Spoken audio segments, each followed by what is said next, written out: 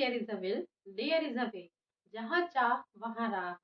तो इस लाइन का मतलब है कि अगर हमने मन में किसी कार्य को करने के लिए पूरी तरीके से ठान लिया है और हम उस कार्य को मन से पूरा करना चाहते हैं, तो हमें उस कार्य को करने के नए नए रास्ते मिलते जाते हैं, उस कार्य को करने के नए नए तरीके मिलते जाते हैं और फाइनली हम उस कार्य को पूरा कर लेते हैं। तो चलिए आज ही हम ठान लेते हैं कि हमें इंग्लिश सीखनी है, लिखनी भी और पढ़नी भी। तो जैसा कि मैंने आपको बताया था कि मैंने आप लोगों को इंग्लिश सिखाने के लिए बेसिक से पार्ट ऑफ स्पीच की एक सीरीज स्टार्ट की है। उस सीरीज में मैंने 3 वीडियो ऑलरेडी बना दिए हैं। नाउन, प्रोनाउन और वर्ब का पार्ट 1 मैंने वीडियो बना दिया है और मैंने पार्ट 1 में आपको बताया था कि सारे मॉडल्स को मैं अपने पार्ट 2 में सारे मॉडल्स को आपको समझाऊंगी। तो मैं आज लेके आ गई हूँ पार्ट 2, जिसमें सारे मॉडल्स को बहुत ही आसान तरीके से कैसे समझा जा सकता है, आज आप देखेंगे। तो चलिए स्टार्ट करते हैं। Welcome back to my channel learn English with Malvika. बहुत बहुत स्वागत है आपका मेरे चैनल में। आइए मॉडल्स को पहले समझ लेते हैं कि मॉडल्स हैं क्या। जैसा कि मैंने अपने पिछले वीडियो में आपको बताया था कि वर्ब वर्ब 2 तरीके की होती हैं। एक तो मेन वर्ब जिन्हें हम एक्शन वर्ब भी कहते हैं, दूसरी होती है हेल्पिंग वर्ब। हेल्पिंग वर्ब मतलब जो वर्ब सेंटेंस में मेन वर्ब की हेल्प करती हैं सेंटेंस को कंप्लीट करने में, वो होती हैं हेल्पिंग वर्ब। क्लियर? अब देखिए हेल्पिंग वर्ब के 2 टाइप्स होते हैं, मैंने आपको बताया था ये। 2 टाइप्स में एक तो होता है, आपको मैंने पिछली बार बताया था, बी, डू और हैव। इन दोनों तीनों की फॉर्म्स आपको मैंने क्लियरली समझा दी थी। अब इस बार मैं अगला टाइप यानी कि मॉडल्स, जो सेकंड टाइप है मॉडल्स, मॉडल्स के बारे में आपको बताने जा रही हूँ। तो मॉडल पहले तो हम ये समझ लेते हैं कि मॉडल होता क्या है, वो है क्या चीज। तो मॉडल भी एक तरीके की वर्ब है। जो मेन वर्ब्स होती हैं, जो एक्शन वर्ब्स होती हैं, उनमें हम लोग को हमें क्या पता लगता है कि कोई भी कार्य हो रहा है, कोई भी क्रिया हो रही है, ये तो आपको पता ही है। अब देखिए कि मॉडल क्यों यूज करे जाते हैं, मॉडल का हम यूज क्यों करते हैं, क्योंकि जो हम लोग वर्ब लगाते हैं, वर्ब में हमारी इंटेंशन नहीं पता लगती है, हमारी फीलिंग्स नहीं पता लगती है। तो जैसे कि हम अगर कहें कि Sita is going to school, Sita school जा रही है, तो ये सिंपल सा एक सेंटेंस है, इसमें एक सामान्य सी क्रिया हो रही है।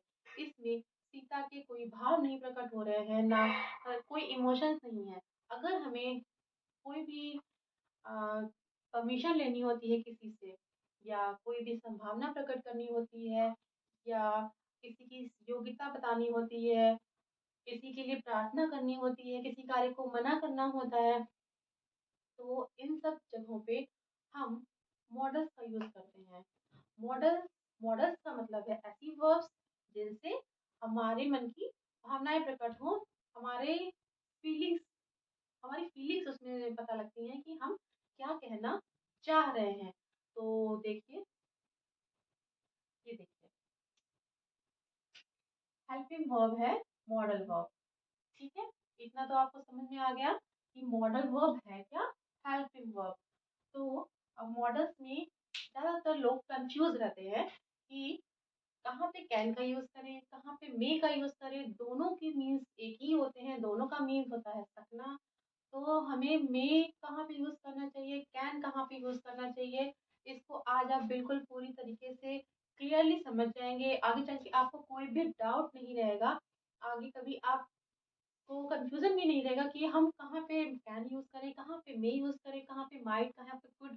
तो इस टाइप के कंफ्यूजन आपके क्लियर हो जाएंगे।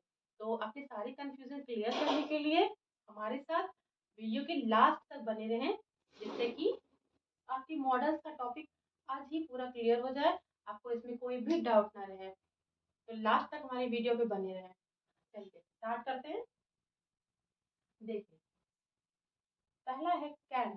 कैन से ही स्टार्ट करते हैं। तो कैन और मे में सबको कंफ्यूजन रहता है, इसलिए कैन और मे से ही समझना स्टार्ट करते हैं। कैन का मीन्स भी होता है सकना, और मे का यूज भी होता है सकना। तो देखिए कैन का यूज हम कहाँ कहाँ करते हैं, कैसी कैसी कंडीशंस में करते हैं।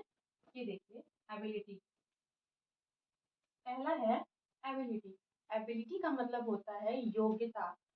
योग्यता मतलब क्षमता, किसी कार्य को करने की कैपेसिटी। तो जहाँ पे भी हमें अपनी या किसी को भी अपनी कैपेसिटी बतानी होती है तो वहां पे हम कैन का यूज करते हैं। और इसके बाद देखिए परमिशन। परमिशन मतलब अनुमति, किसी से हमें आज्ञा लेनी हो या उसे आज्ञा देनी हो, कोई भी अनुमति मांगनी हो या किसी को कोई कार्य करने के लिए परमिशन देनी हो तो हम कैन का यूज कर सकते हैं। तो ये दो कंडीशंस में हम कैन का यूज करते हैं। देखिए आप एग्जांपल से समझ लीजिए। पहला है you can do anything. You can do anything यानी कि तुम कुछ भी कर सकते हो। एनीथिंग मीन्स कुछ भी, तुम कुछ भी कर सकते हो। इसमें कुछ भी कर सकते हो, इसमें योग्यता बताई जा रही है कि तुम, सामने वाला कुछ भी कर सकता है, यानी कि कोई भी कार्य करने की उसके अंदर योग्यता है, क्षमता है। अगला देखिए आई कैन स्पीक इंग्लिश। मैं इंग्लिश बोल सकता हूँ। तो इसमें क्या योग्यता बताई जा रही है, क्या काबिलियत बताई जा रही है। आई कैन स्पीक इंग्लिश, मैं इंग्लिश बोल सकता हूँ, यानी कि मेरे अंदर इंग्लिश बोलने की योग्यता है, यानी कि मैं इंग्लिश बोल सकता हूँ। तो अब आपको समझ में आ गया होगा कि योग्यता में कहाँ और किस तरीके से कैन का यूज करते हैं। अब देखिए कैन यू हियर मी, क्या तुम मुझे सुन सकते हो। तो इसमें भी एक तरीके की योग्यता है, क्षमता है। क्या जैसे कि सामने वाले से हम कहें कि क्या तुम मुझे सुन सकते हो, यानी कि सामने वाले में मेरी बात सुनने की क्षमता है, मेरी बात उसकी कान तक आ रही है, यानी कि उसकी क्षमता बताई जा रही है, उसकी सुनने की क्षमता। तो यहाँ पे कैन का यूज किया है हमने। अब देखिए आगे, कैन आई सिट हियर, क्या मैं यहाँ बैठ सकती हूँ या क्या मैं यहाँ बैठ सकता हूँ। तो इसमें देखिए ये परमिशन, इसमें परमिशन शो हो रही है। कैन आई सिट हियर, क्या मैं यहाँ बैठ सकता हूँ। तो यहाँ पे परमिशन लेने के लिए कैन का यूज किया गया है। यस यू कैन, हाँ तुम बैठ सकते हो। तो यहाँ पे ये जो कैन यूज हुआ है, यहाँ पे परमिशन दी गई है कि हाँ तुम बैठ सकते हो। तो ये भी एक परमिशन ही देना है। You can not smoke here, तुम यहाँ स्मोक नहीं कर सकते, तुम यहाँ धूम्रपान नहीं कर सकते। तो इसमें बताया जा रहा है, सॉरी परमिशन दी जा रही है, परमिशन नहीं दी जा रही है स्मोक करने की। तो ये भी परमिशन से रिलेटेड सेंटेंस हो गया कि तुम्हें यहाँ पे स्मोक करने की यानी कि धूम्रपान करने की परमिशन नहीं है, तो इसमें अनुमति नहीं दी जा रही है। इसमें भी हमने कैन का यूज किया। तो अब आपको समझ में आ गया कि हमें कैन का यूज कहाँ पे करना है। दो कंडीशंस में करना होता है कैन का यूज। पहला, जहाँ पे हमें किसी की क्षमता योग्यता बतानी हो, उसकी काबिलियत बतानी हो कि कोई वो काम कर सकता है, किसी कार्य को करने की उसके अंदर क्षमता है। जैसे कि I can walk, I can dance, मैं डांस कर सकता हूँ, मैं डांस कर सकती हूँ, यानी कि मेरे अंदर डांस करने की क्षमता है, काबिलियत है। तो और दूसरी कंडीशन क्या होगी, परमिशन। तो कैन का दूसरा यूज क्या हो गया, यो अनुमति के लिए। हम अनुमति मांगने के लिए, अनुमति देने के लिए, परमिशन देने के लिए कैन का यूज करते हैं। तो ये दो यूज हो गए कैन के। अब आपको कैन का यूज सही से समझ में आ गया होगा। अब देखते हैं मे का यूज। अब देखिए मे का यूज। तो मे, मे का मीन्स भी सकना ही होता है, और भी होते हैं इसके साथ में, और भी अर्थ होते हैं मे के। तो पहला होता है मे का पॉसिबिलिटी। पॉसिबिलिटी मीन्स होता है संभावना।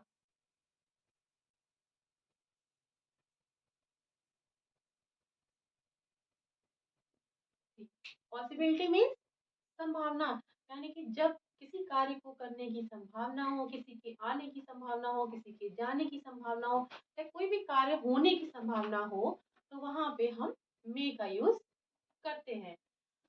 फिर इसके बाद आता है,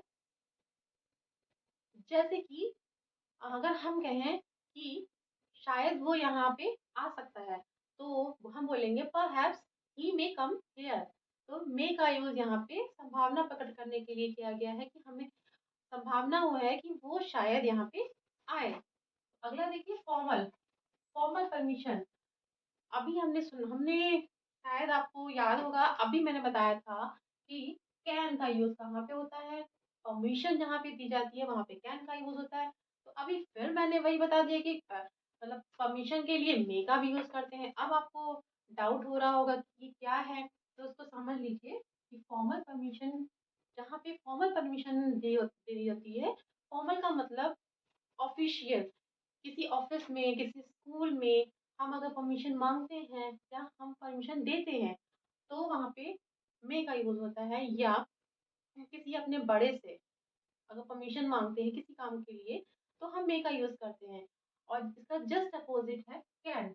और कैन की परमिशन हम कहाँ पे यूज करते हैं, जब हम किसी छोटे से परमिशन लेते हैं या छोटे से पूछते हैं किसी चीज के लिए, तो वहां पे कैन का यूज होता है।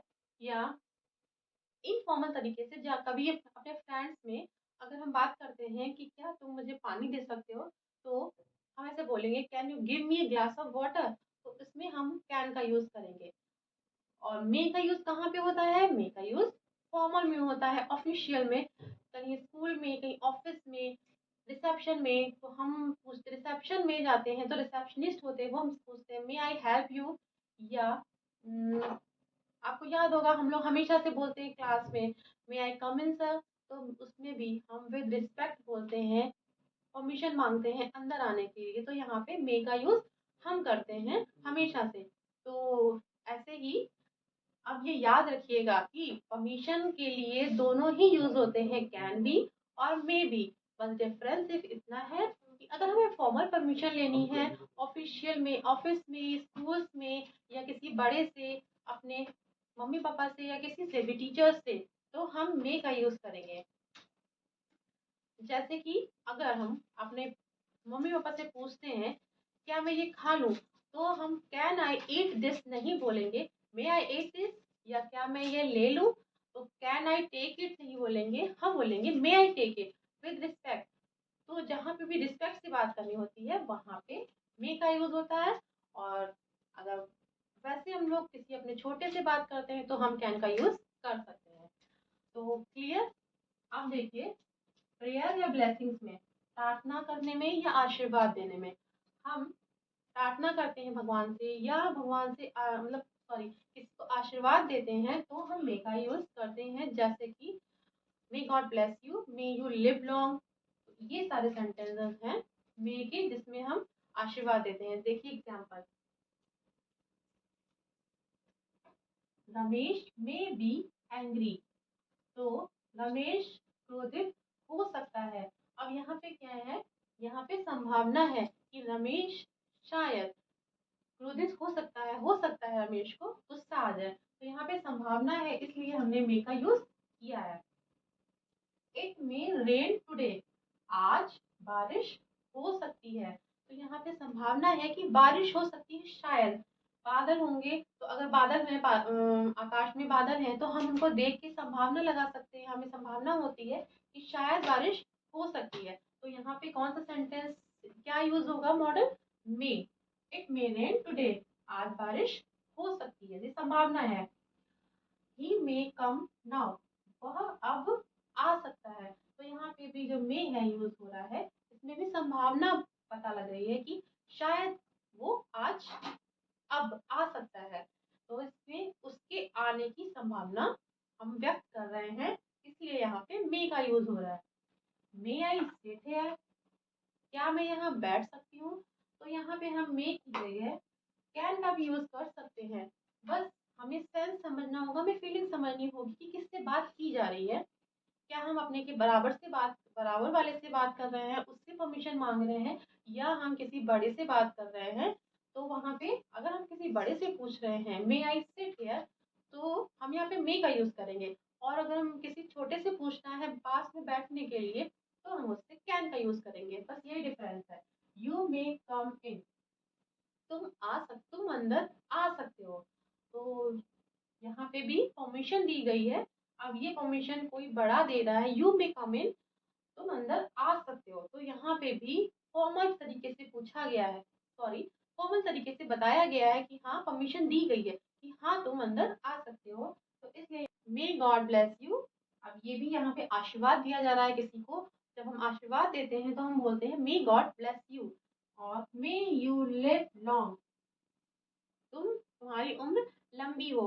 तो ये भी एक आशीर्वाद है। तो हम जहाँ पे भी आशीर्वाद वाले शब्द इस्तेमाल करते हैं, किसी को आशीर्वाद देते हैं, तो वहां पे हम मे का यूज करते हैं। तो ये सारे हो गए हमारे मे के यूज। अब दोनों में अंतर समझ लीजिए, मे और कैन में सिर्फ सकना में कंफ्यूजन होता है कि कहाँ पे हम परमिशन, परमिशन में कंफ्यूजन होता है कि हम परमिशन कहाँ, किस परमिशन में हम कैन का यूज करें, किस परमिशन में हम मे का यूज करें। तो आज से आपका ये कंफ्यूजन क्लियर हो गया होगा कि अगर हम, फिर से मैं बता दूं कि अगर हम अपने से बराबर वाले से, अपने फ्रेंड से, अपने भाई बहन से अगर हम पूछते हैं, परमिशन लेते हैं, तो वहां पे हम कैन का यूज करते हैं। और अगर हम फॉर्मल तरीके से ऑफिस में, स्कूल्स में, या अपने किसी बड़े से विद रिस्पेक्ट परमिशन मांगते हैं, तो वहां पे हम मे का यूज करते हैं। क्लियर? अब ये दोनों मॉडल्स आपको समझ में आ गए। अगला देखिए।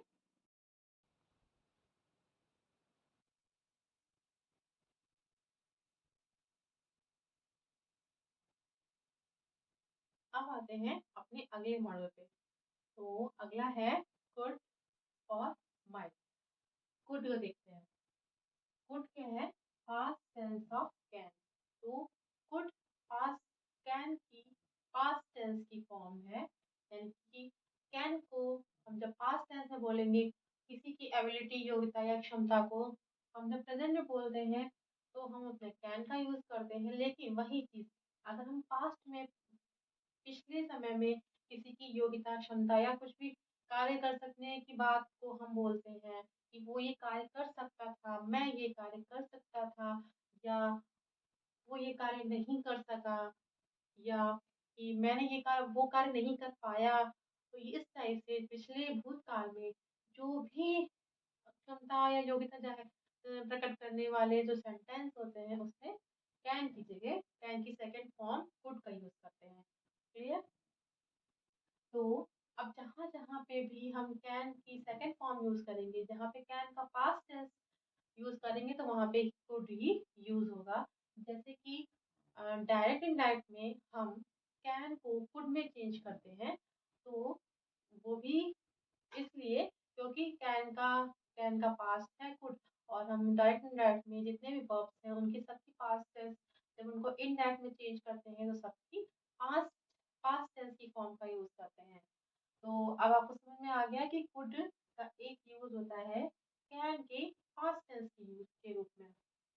अगला है पोलाइट रिक्वेस्ट। तो रिक्वेस्ट का मतलब है किसी से कुछ पूछना, वही सेंस आता है परमिशन का। तो हम अगर किसी से परमिशन मांगते हैं, जैसे कि आपने पहले जो दो मॉडल्स आपने सीखे थे अभी, जैसे मे और कैन, तो उन दोनों में का यूज भी हम परमिशन, किसी को किसी से परमिशन मांगने या किसी को परमिशन देने के लिए हम मे और कैन का यूज करते हैं। तो उसका डिफरेंस तो आपको पता ही है, फिर से बता देती हूँ एक बार कि कैन का यूज हम अपने से छोटों से करते हैं और इनफॉर्मल वे में अपने फ्रेंड से करते हैं, जबकि मी का यूज हम करते हैं अपने से बड़ों से।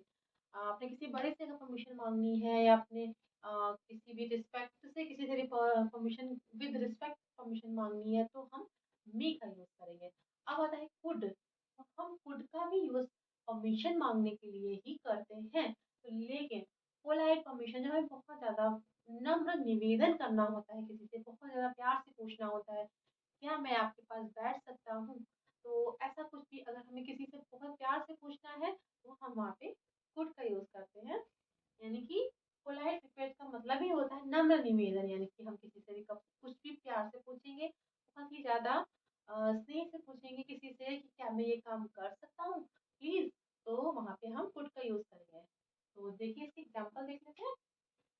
They could come here. अब यहाँ पे कुड का यूज कैन के पास्ट टेंस में हुआ है, यानी कि वे यहाँ आ सकते थे, ये पास्ट टेंस की बात हो रही है। अगर होता कि वे यहाँ आ सकते हैं तो हम यहाँ पे कैन का यूज करते, लेकिन यहाँ पे हमें हमें कहना है कि वे यहाँ आ सकते थे, पास्ट टेंस की बात हो रही है, तो यहाँ पे हमने क्या यूज किया, कुड, कि वे यहाँ आ सकते थे तो दे कुड कम हियर।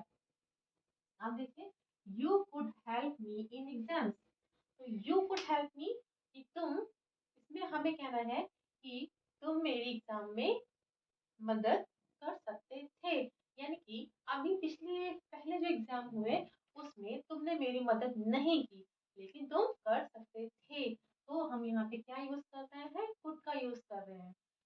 इसमें कर सकते थे क्षमता प्रकट करने में, योग्यता, यानी कि तुम चाहते, हमारा कहने का सेंस है ये, हम ये कहना चाहते हैं कि तुम चाहते अगर तो मेरी हेल्प, मेरी मदद एग्जाम में कर सकते थे, लेकिन तुमने की नहीं, तो यहाँ पे कुड का यूज हुआ है।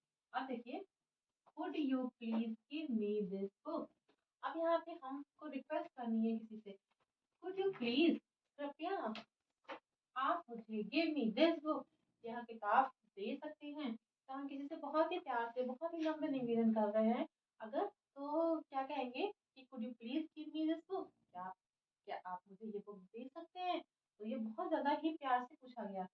Could you meet me in evening, क्या आप मुझे शाम को मिल सकते हैं, तो ये भी एक परमिशन है, एक रिक्वेस्ट है, मतलब रिक्वेस्ट और परमिशन दोनों एक साथ जब मिल जाते हैं तब बनता है ये, यूज होता है कुड का, जहाँ पे रिक्वेस्ट और परमिशन साथ साथ होते हैं वहां पे कुड का यूज होता है। क्लियर, अब आपको कुड का यूज सही से समझ में आ गया। आगे बढ़ते हैं, माइट का यूज देख लेते हैं। अब जैसे कि कुड कैन की सेकंड फॉर्म है, पास्ट टेंस है, उसी टाइप से मे की सेकंड फॉर्म है माइट, मे को पास्ट टेंस में हम माइट माइट लिख के यूज करते हैं, ठीक है। तो पास्ट टेंस ऑफ मे, यानी कि ये पास्ट टेंस है मे का मतलब जहाँ पे हमें मे का पास्ट टेंस यूज करना है वहां पे हम माइट यूज करेंगे। अगला है पॉसिबिलिटी, पॉसिबिलिटी, अब पॉसिबिलिटी मीन्स होता है संभावना, तो हम संभावना में, अभी मैंने आपको पहले बताया था, शायद आपको याद होगा कि हमने बताया था कि मे का यूज पॉसिबिलिटी के लिए भी होता है, तो पॉसिबिलिटी के लिए जब मे का यूज होता है तो अब माइट का यूज पॉसिबिलिटी के लिए कैसे हो सकता है, कंफ्यूजन हो गया, तो देखिए कंफ्यूजन आपका मैं क्लियर करती हूँ। कंफ्यूजन नहीं, अब आपको कंफ्यूजन आपका कोई नहीं रहेगा बिल्कुल भी। पॉसिबिलिटी होती है संभावना, तो संभावना जब हमें होती है कोई पास की संभावना, ऐसे ही हम लोग संभावना व्यक्त करते हैं किसी भी चीज की, तो हम लोग मे का यूज करते हैं, लेकिन अगर हम दूर की संभावना व्यक्त कर रहे हैं, किसी आगे वाले आने वाले समय में कुछ भी होने की संभावना व्यक्त कर रहे हैं, तो हम माइट का यूज करते हैं, यानी कि दूर की संभावना, हम पास्ट प्रेजेंट में है और हम दूर की समय की, आने वाले समय की संभावना व्यक्त कर रहे हैं, किसी सेंटेंस में हमें आगे वाले संभावना को बोलना है, बताना है कि शायद ऐसा हो जाए आगे चल के, तो वहां पे माइट का यूज हो सकता है। तो अब आपको क्लियर हो गया, कंफ्यूजन आपका क्लियर हो गया, मे का यूज करते हैं, अब आपको माइट का यूज समझ में आ गया। एक तो माइट का यूज होता है मे की पास्ट टेंस की फॉर्म में, पास्ट टेंस के रूप में, और पास्ट टेंस की फॉर्म हम कहाँ भी यूज करते हैं, जब भी हमको भूतकाल की बात करनी होती है मे की, तो हम माइट का यूज करते हैं, और मे का माइट हम कब करते हैं, डायरेक्ट इनडायरेक्ट में, जैसे कि डायरेक्ट इनडायरेक्ट में हम कैन को कुड में चेंज करते हैं, वैसे ही डायरेक्ट डायरेक्ट को हम डायरेक्ट इनडायरेक्ट में हम मे को माइट में यूज चेंज करते हैं। तो अब एग्जांपल देखिए, Rani is weak, she might fail, तो रानी इज वीक, रानी कमजोर है, शी माइट फेल, वह फेल हो सकती है, यानी कि वो अभी फेल नहीं हो सकती है, आगे चल के जब भी कभी एग्जाम होंगे तो वो फेल हो सकती है, तो ये संभावना, आगे की संभावना हम बता रहे हैं, इसलिए हमने यहाँ पे मे का यूज नहीं किया है, माइट का यूज किया है। Sohan told him that he might use his pen, अब देखिए, सोहन टोल्ड हिम, सोहन ने उससे कहा कि he might use his pen, वह उसका पेन यूज कर सकता है, नहीं था, तो ये सेंटेंस एक इनडायरेक्ट का सेंटेंस है, हमने डायरेक्ट को इनडायरेक्ट में चेंज किया है, तब यहाँ पे माइट का यूज हुआ है, ये यहाँ पे मे को माइट में चेंज किया गया है, तो ये डायरेक्ट इनडायरेक्ट में आता है। Clear, the sky is clear but it might rain in the night, अब देखिए, स्काई इज क्लियर यानी कि आसमान साफ है, बट लेकिन इट माइट रेन, बारिश हो सकती है इन द नाइट, रात में। अब देखिए इसमें अभी की बात की गई है, अभी बात की गई है कि अभी आसमान साफ है और बारिश हो सकती है, कब हो सकती है? नाइट में, यानी कि रात में, आगे चल के रात में बारिश हो सकती है, यानी कि ये दूर की संभावना बताई जा रही है, इसलिए हमने यहाँ पे माइट का यूज किया है। रोशनी said that she might read a book. रोशनी ने कहा कि वह उसकी बुक पढ़ सकती थी। अब यहाँ पे मी का यूज पास्ट टेंस में किया गया है, यानी कि डायरेक्ट से इनडायरेक्ट में हमने जब चेंज किया है, ये इनडायरेक्ट सेंटेंस है, इसमें मे को हमने माइट में कन्वर्ट किया है। अब ये आपको मे कुड और माइट का यूज आपको समझ में आ गया है। अब अगला मॉडल देखते हैं। मॉडल्स पे अगला मॉडल है शुड और मस्ट। तो शुड शैल की सेकंड फॉर्म है, यानी कि शैल के पास्ट टेंस के यूज के रूप में यूज होता है शुड। तो पहला तो यूज हो गया शुड का यही कि शैल की पास्ट टेंस, जब शैल को पास्ट टेंस में कन्वर्ट करते हैं तो शुड लगाते हैं। तो अगला देखिए, अगला है शुड का अगला यूज है एडवाइस। जब भी हमें किसी को एडवाइस देनी होती है, किसी को सलाह देनी होती है, कोई परामर्श देना होता है, किसी को कोई सुझाव देना होता है, तो हम शुड का यूज करते हैं। अब देखिए कैसे, एग्जाम्पल देखिए, I said that I should go. अब यहाँ पे जो शुड का यूज हुआ है वो शैल के पास्ट टेंस के रूप में हुआ है, तो ये है इनडायरेक्ट सेंटेंस। हमने डायरेक्ट को इनडायरेक्ट में जब चेंज किया तो शैल का यहाँ पे शुड हो गया। ये तो शैल का पास्ट टेंस का यूज हो गया। अब आते हैं दूसरा, देखिए, यू शुड गो होम। तुम्हें घर जाना चाहिए। अब यहाँ पे सुझाव दिया जा रहा है, सलाह दी जा रही है कि तुम्हें अब घर जाना चाहिए, बहुत देर हो गई है। अगर हमें कहना है कि बहुत देर हो गई है, तुम्हें अब घर जाना चाहिए, तो ये हम सलाह दे रहे हैं, सुझाव दे रहे हैं किसी को, तो यहाँ पे हम शुड का यूज करते हैं। यू शुड ओबे योर टीचर। तुम्हें अपने टीचर की आज्ञा माननी चाहिए। अब यहाँ पे भी ये एक सलाह है कि तुम्हें अपने टीचर की बात माननी चाहिए। He should eat healthy. He should eat healthy, उसे हेल्दी ईट मतलब खाना चाहिए, उसे अच्छा भोजन खाना चाहिए, स्वस्थ भोजन खाना चाहिए। तो ये भी एक सलाह है, एक हम सुझाव दे रहे हैं। तो अब ये देखिए शुड का यूज हो गया एडवाइस में। हमें कभी भी कोई भी एडवाइस देनी होती है किसी को, तो वहां पे शुड का यूज किया जाता है। अब इसके जस्ट अपोज में देखिए मस्ट। तो मस्ट का भी सेंस होता है चाहिए, इसका भी चाहिए और मस्ट को भी चाहिए ही कहते हैं, उसका भी हिंदी अर्थ होता है चाहिए। लेकिन उसमें डिफरेंस होता है ये, हम किसी को सलाह देते हैं तो यहाँ पे एक ऑप्शन होता है कि हम किसी को सलाह दे रहे हैं, वो हमारी सलाह माने या ना माने कोई जरूरी नहीं है, बस हमें सलाह देनी है तो हमने दे दी, तो यहाँ पे शुड का यूज होता है। लेकिन वही सलाह जब सामने वाले की मजबूरी हो, उसको जरूर मतलब उसको पास कोई ऑप्शन नहीं है, उसको वो बात माननी ही माननी है, तब वहां पे मस्ट का यूज होता है। देखिए, मस्ट मस्ट का यूज कहाँ पे होता है? कंपल्सन। कंपल्सन कंपल्सन मीन्स होता है बाध्यता। बाध्यता मतलब किसी को कोई कार्य करने की मजबूरी हो, बहुत जरूरी हो वो कार्य करना, तो वहां पे मस्ट का यूज होता है।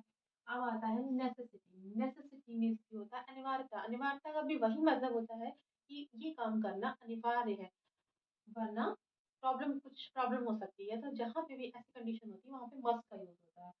ऑब्लिगेशन। ऑब्लिगेशन मीन्स होता है कर्तव्य।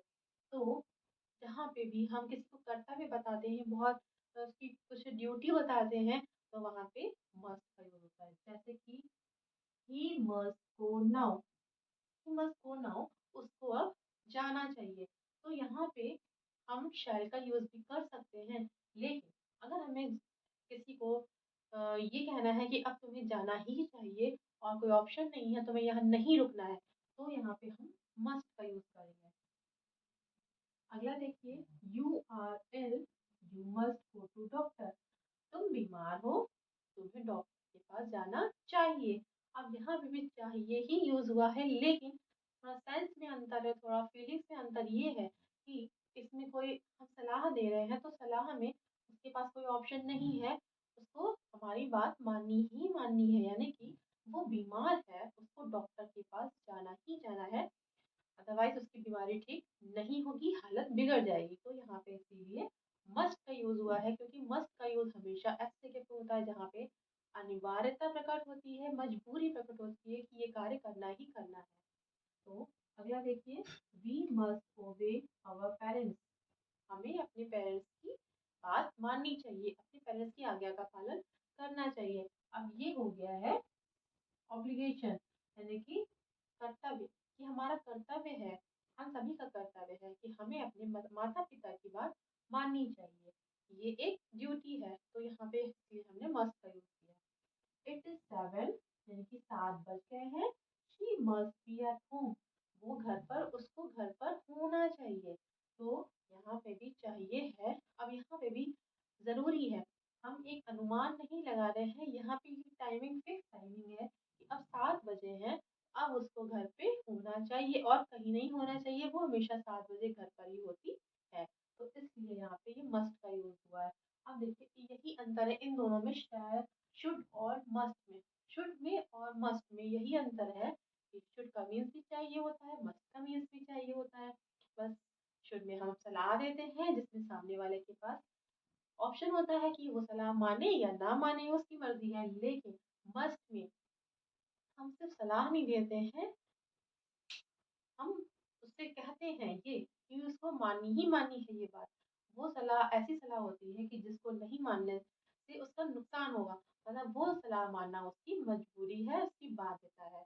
या फिर कोई ड्यूटी होती है, हम किसी को कोई ड्यूटी बताते हैं या किसी को कोई ड्यूटी बताई जाती है, तो वहां पे मस्ट का यूज होता है। अब देखिए अगली मॉडल, विल या शैल। तो विल और शैल भी हमारे मॉडल्स में ही आते हैं। इनका यूज सिर्फ पास्ट टेंस, सॉरी, इनका यूज फ्यूचर टेंस में होता है।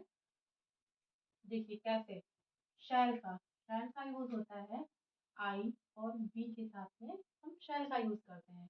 विल विल का यूज होता है बाकी सभी, आई और वी को छोड़ के जितने भी नाउन और प्रोनाउन है सबके साथ में हम विल का प्रयोग करते हैं। बाकी आई और वी के साथ में सिर्फ शैल का प्रयोग करते हैं, बाकी सबके साथ में विल का प्रयोग करते हैं। लेकिन एक कंडीशन में, जब कभी अनिवार्यता प्रकट करनी होती है कि ये काम होगा ही होगा और जरूरी है, आवश्यक है ये काम होना, तो वहां पे हम इसका अपोजिट कर देते हैं। जहाँ पे हमें विल का यूज करना है वहां पे शैल का करते हैं, और जहाँ शैल का होता है वहां पे विल का करते हैं। ये देखिए, जहाँ पे आई और वी के साथ में शैल का यूज होता है, लेकिन जब अनिवार्यता प्रकट करनी होती है, कोई काम करना जरूरी होता है, तो वहां पे हम उसको उल्टा कर देते हैं, तो हम आई और वी के साथ में विल का यूज करेंगे। और जब कभी अनिवार्यता प्रकट करनी होती है, तो जहाँ पे विल का यूज होता है वहां पे हम शैल का यूज कर देते हैं। एग्जाम्पल देखते हैं, we shall go to walk, हम टहलने जाएंगे। तो ये फ्यूचर टेंस की बात हो रही है, तो हमने वी के साथ में शैल का यूज किया है। आई शैल डू इट टुमारो, मैं इसको कल करूंगा, आई के साथ में शैल का यूज हुआ है। दे विल कम हियर, वे यहाँ आएंगे। तो वी और आई के साथ में हमने शैल का यूज किया है, दे के साथ में will. You shall go there now, अब देखिए यहाँ पे यू के साथ में हमने शैल का यूज किया है। क्यों?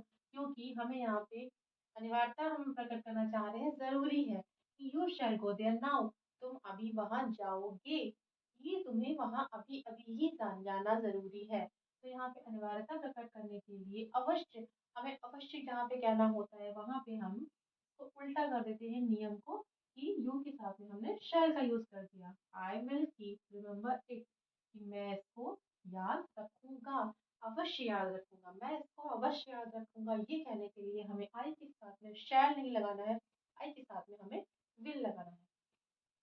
तो अब आपको ये समझ में आ गया है कि हमें शैल का यूज कहाँ करना है और विल का यूज कहाँ करना है, इसको हम लोग अपोजिट कब करते हैं। तो अगला देखते हैं, और टू, ये हमारा लास्ट का है, तो सही से समझ लीजिए। इसका यूज करते हैं मोरल ड्यूटी, यानी कि नैतिक कर्तव्य। तो और टू का यूज जब हमें नैतिक कर्तव्य बताना होता है किसी को, या कोई हमें नैतिक कर्तव्य बताता है, तो वहां पे और टू का यूज करते हैं। स्ट्रॉन्ग प्रोबेबिलिटी यानी कि बहुत अधिक संभावना। तो हमने पढ़ा था अभी इसके पहले कि मे का यूज संभावना व्यक्त करने के लिए होता है और माइट माइट का यूज थोड़ी सी उससे कम संभावना व्यक्त करने के लिए होता है। तो ये दोनों यूज संभावना वाले होते हैं। अब देखिए ये और तो भी संभावना, कभी कभी इसको भी संभावना व्यक्त करने के लिए यूज किया जाता है। जब कभी बहुत ज्यादा संभावना होती है, हद से ज्यादा संभावना होती है किसी काम की, तो वहां पे हम ought to का यूज भी कर सकते हैं। एग्जाम्पल देखिए, you ought to obey your teacher. तुम्हें अपने अध्यापक की बात माननी चाहिए, अध्यापक की आज्ञा का पालन करना चाहिए। ये हमारा नैतिक कर्तव्य है। हम बता रहे हैं, नैतिक कर्तव्य बता रहे हैं कि तुम्हें अपने अध्यापक की बात माननी चाहिए। दे ought to go there, उन्हें वहां जाना चाहिए। तो वहां पे ऐसा कुछ हो रहा है कि जहाँ पे जरूरत है, हमारी उनकी जरूरत है, तो ये कहा जा रहा है, हम यहाँ पे ये कहना चाह रहे हैं कि तुम्हारा कर्तव्य बनता है कि तुम वहां जाओ। तो ऐसी कंडीशन में हम कहेंगे कि they might sorry they ought to go there, कि उन्हें वहां जाना चाहिए, ये उनका नैतिक कर्तव्य है। We ought to serve a country, हमें अपनी कंट्री, अपने देश की सेवा करनी चाहिए। ये भी हमारा नैतिक कर्तव्य है कि हमें अपने देश की सेवा करनी चाहिए। प्रत्येक व्यक्ति को अपने देश की सेवा करनी चाहिए, ये हमारा नैतिक कर्तव्य है। तो इसलिए यहाँ पे ought to का यूज किया गया है। He is very weak, he ought to take rest। अब देखिए यहाँ पे ought to का यूज गहरी संभावना व्यक्त करने के लिए किया गया है।